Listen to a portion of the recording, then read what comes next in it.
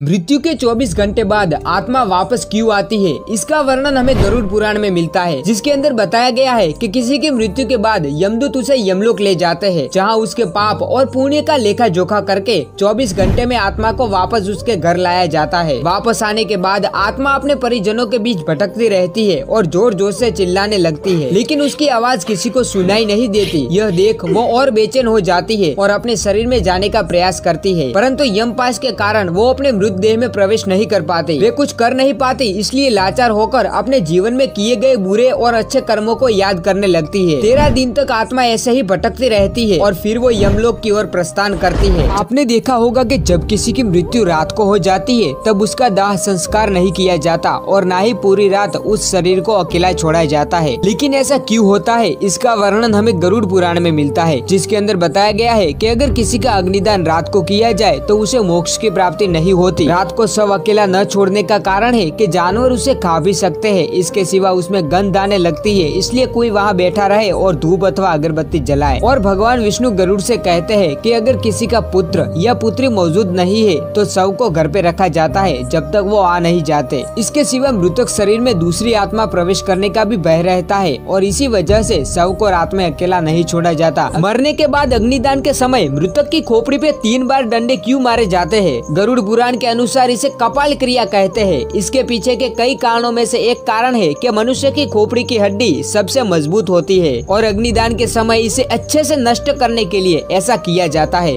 तथा उसके ऊपर घी भी डाला जाता है। इसको पूर्ण रूप से अगर नष्ट न किया जाए तो मृतक के अगले जन्म में उसका विकास पूरी तरह से नहीं हो पाता और वह कुपोषित रह जाता है। इसके सिवा एक मान्यता के अनुसार उसे पुनर्जन्म में भी बाधा उत्पन्न होती है। एक और धारणा के अनुसार सिर में ब्रह्मा का वास माना गया है, इसलिए शरीर को पूर्ण रूप से मुक्ति प्रदान करने के लिए कपाल क्रिया की जाती है। प्रभु की कृपा पाने के लिए जय नारायण जरूर लिखें।